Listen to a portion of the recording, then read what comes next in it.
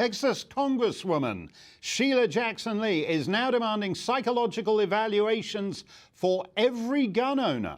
Her plan would require interviews with, quote, the spouse of the individual, any former spouse of the individual, and at least two other persons who are a member of the family of or an associate of the individual to further determine the state of the mental, emotional, and relational stability of the individual in relation to firearms. And there would, of course, be an $800 processing fee if you want to own a gun. So you'd still have the Second Amendment. There's just like a bit of an entry fee to access your rights under it. According to Sheila Jackson Lee, this law is needed because of all those AK-47s on the street.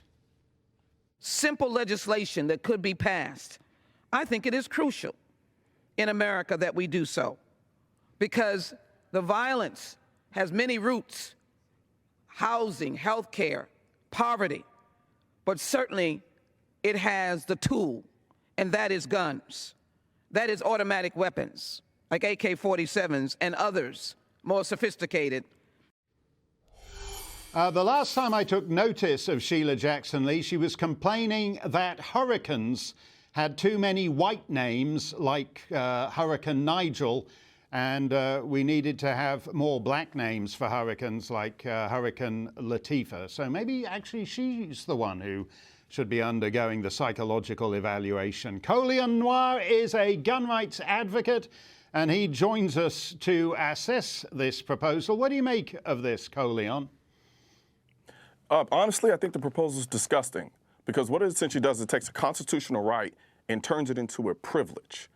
You have to think about it. With all the requirements that H.R. 127 would require, if I'm of a lower economic status, I'm not going to be able to afford to have the right to defend myself because I'm required to pay $800 just to actually exercise my right, not to mention the cost of actually buying the gun and buying the ammunition for the gun, then requiring an insurmountable amount of training in order just to exercise a constitutional right. You turned it into a privilege, and I think it's disgusting.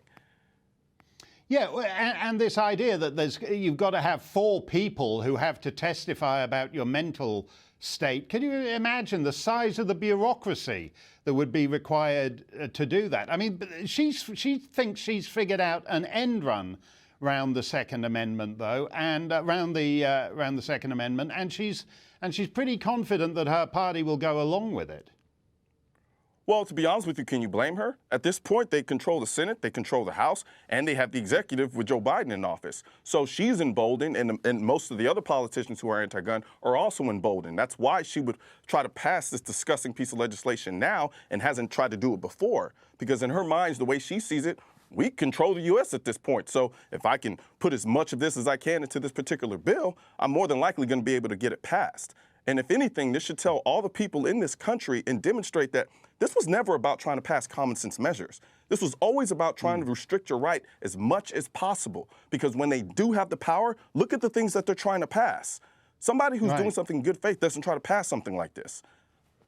Right, that's actually a critical point, because usually when people start talking about common sense measures we can all agree on, there's none of that here. She's just saying we're going to drive a stake through your right to own a firearm. It's over. We're not talking about common sense measures we can all agree on, slippery slope, any of that. She just wants to kill it stone dead right off.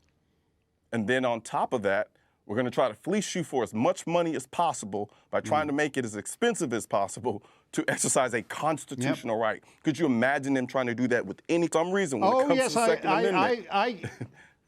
No, I could imagine that, actually. They could well do the same thing with the First Amendment. If you want to publish a controversial book, you'll have to pay an $800 processing fee, and we'll check out whether your ex-wife thinks you're a nutter. They could apply that all the way down through every basic liberty here. That's why you should always stop this thing when they come for your first right. Thank you very much, Colion. Great to have you with us. Great to see you tonight.